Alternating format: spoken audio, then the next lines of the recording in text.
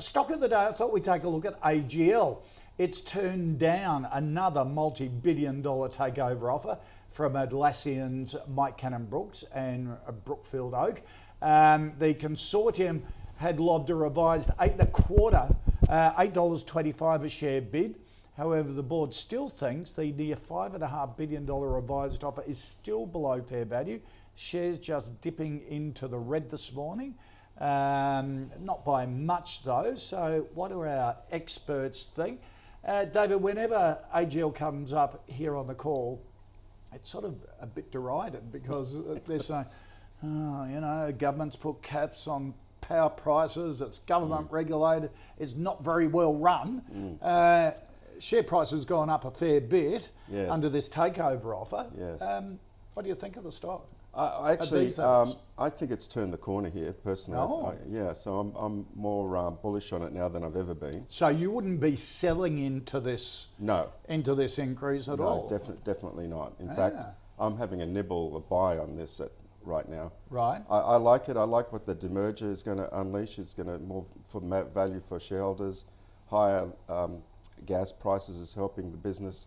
Look, they got locked into a hedging position with their electricity prices at much lower prices, and that's what stifled their growth. But they're still paying a reasonable dividend. They've got a payout ratio around 75% of their profits. They declared a 16 cents dividend yield. So for me, they need to do more work on the balance sheet, but this demerger will certainly unlock that extra value, and with higher gas prices as well. So I like it here. It turned the corner in late December, early January, the trend.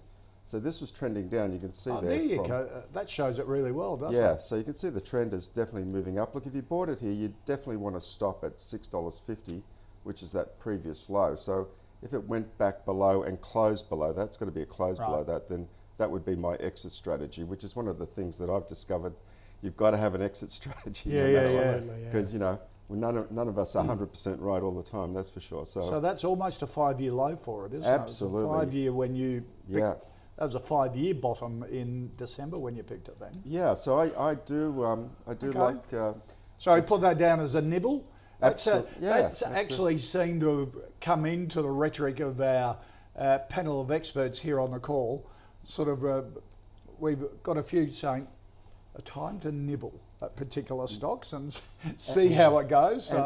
And it's heading, I'm a technician as well. I've been, you love your charts. Love my charts. Timing is everything as far as I'm concerned. I've discovered in 35, 40 years, and the trend has changed. The trend has turned positive. Mark, I'm in David's camp. Yeah, absolutely. Like, this is something that I've been telling clients for 18 months or so. Just avoid. Is it cheap enough yet? Is it avoid? Yeah. Particularly looking for something that's set up like this. I do like David's comment about, I think you need to have a stop in there, because if the if the flavour comes out of it and it starts to turn back down again, I don't think you want to get stuck with it, because it's been a really savage wealth killer for a good 5 years now. So, but obviously energy is very much back in vogue at the moment.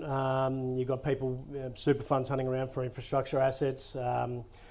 So yeah, look, I'd call it a nibble as well, actually. But I think you very much need to be strict on your stop loss. And if it heads back down, you just need to be out of that. But it's one that, it certainly has a fair bit of upside if things start to go well.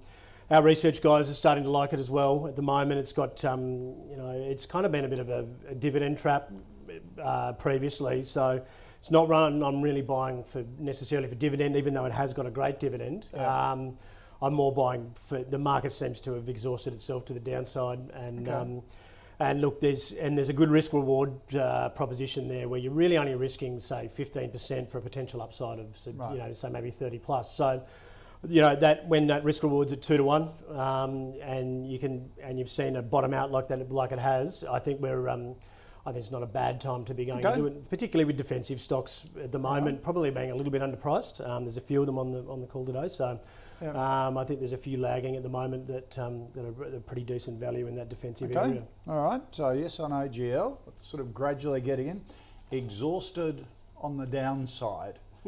Risk reward ratio